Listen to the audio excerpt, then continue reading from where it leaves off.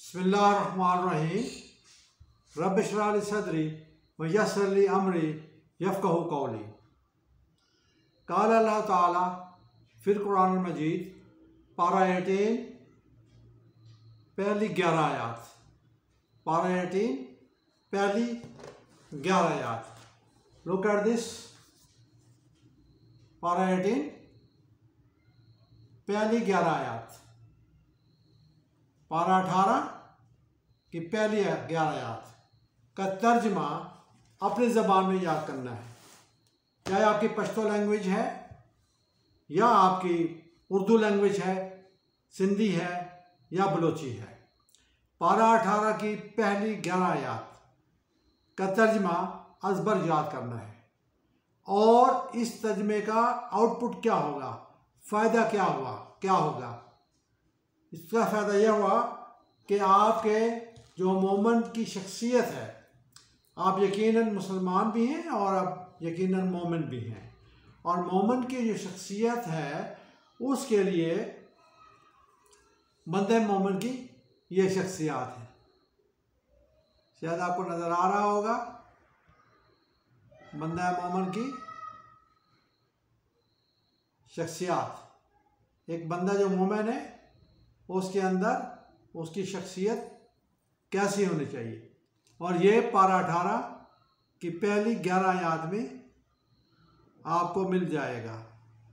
तो इसका तर्जमा अपनी ज़बान में, अपनी मादरी ज़बान में याद करके इसके मुताबिक अपनी लाइफ को गुजारना है। ये आपकी इनफरादी निजात के लिए है। 11 आयात में से कोई ना कोई एक आयात जब भी आप कोई काम करने लग गए दिन के अंदर, तो इनमें से एक आयत आपके सामने खड़ी हो जाएगी कि यहाँ पर ए मोमिन तुमने ये करना है और यहाँ पर अब तुमने ये करना है।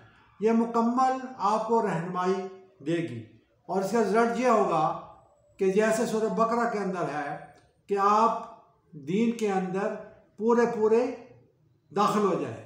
उदखुलू फिस्सिल्म काफ़ा, मुकम्मल दाखिल हो जाए। तो इससे ये होगा कि आप दीन के अंदर मुकम्मल तौर पर दाखिल हो जाएंगे और आपकी ज़िंदगी बेहतरीन इस्लामी शुआर के मुताबिक, एक मोमिन की जो ज़िंदगी होती है उसके मुताबिक आपकी ज़िंदगी स्टार्ट हो जाएगी। तो व्यूअर्स,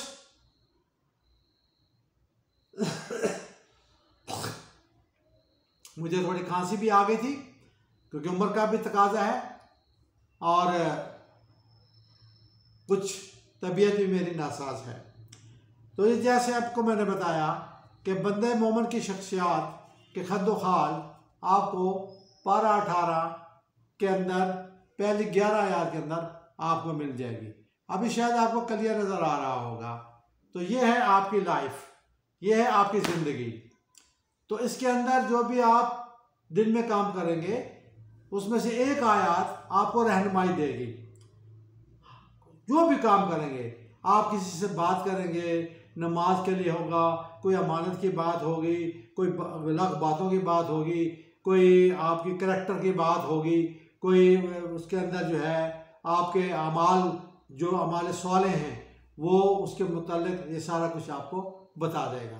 तो इस तरीके से आप बग़ैर किसी मुफ्ती से पढ़ने के, बग़ैर किसी अल्लामा के पास जाने के, आप मुकम्मल तौर पर दीन मुबीन के अंदर, दीन इस्लाम के अंदर दाखिल हो जाएंगे। तो प्यारे दोस्तों, प्यारे व्यूअर्स, यह था आपकी इनफरादी निजात।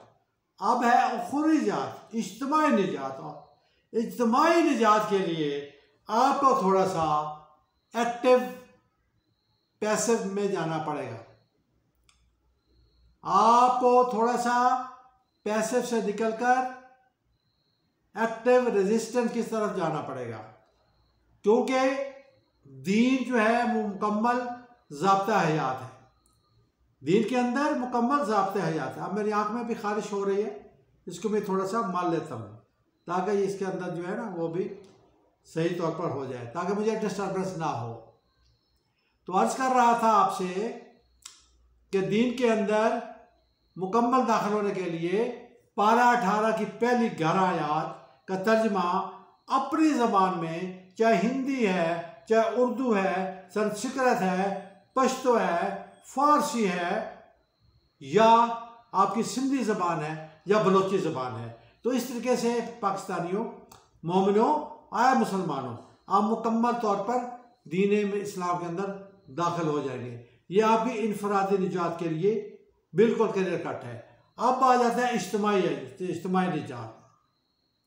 इज्तिमाई निजात के लिए भी कुरान पाक रहनुमाई देता है, क्योंकि कुरान एक मुकम्मल ज़ाब्ता हयात है, कुरान एक मुकम्मल ज़िंदगी है। जो रमज़ान शरीफ की 27 रात को दिन मुकम्मल हुआ, कुरान पाक मुकम्मल हुआ और ज़ाब्ता हयात मुकम्मल हमारे पास आ गया। तो इसके लिए हमें ज़माने के अंदर रहने के लिए हमें वास्ता पड़ेगा डाकुओं से भी, हमें वास्ता पड़ेगा चोरों से भी, हमें वास्ता पड़ेगा जना बिल जबर वालों से भी, हमें वास्ता पड़ेगा बदकारों से भी, बदकारों के साथ भी। तो इसके अंदर सूरह माइदा आयत नंबर 38, सूरह माइदा आयत नंबर 38, चोरी करने वाला मत, चोरी करने वाले औरत के हाथ काटो। ये मैंने एक हैंड आउट निकाला हुआ है, इसके अंदर ये तमाम चीज़ें लिखी हुई हैं, आप देख रहे होंगे, इसके अंदर आप क्लियर आपको नज़र आ रहा होगा।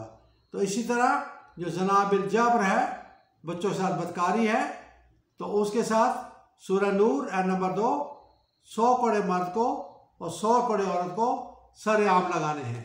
तो इसी तरह बदकारों को, ज़नाबिल जबर करने वालों को सरेआम संसार करना है, संसार, स्टोन डेथ, पत्थर मार मार के उसको संसार करना है। तो इसी तरह नाज़रीन, जो मुल्क के अंदर नशा आम है और हर घर की कहानी बन चुकी है, तो इसके लिए कुरान हमें रहनुमाई देता है। सूरह माइदा आयत नंबर 33, वयसौना फिल अर्दि फसादन और युसल्लबू हो युकताऊ हो युकता ऐदियम वारजुलहुम मिन खिलाफ। नशा बनाने वाला, नशा बेचने वाला जुर्म साबित होने पर, शर्त यह है कि उसका जुर्म साबित हो, जुर्म साबित होने पर उसको कैद और कैद बामुशक्कत की सज़ा नहीं है, बल्कि cut his one hand and one leg opposite side of the body, उसका हाथ और पाँव मुखालिफ सिमत में काट दो। यह है इज्तिमाई निजात।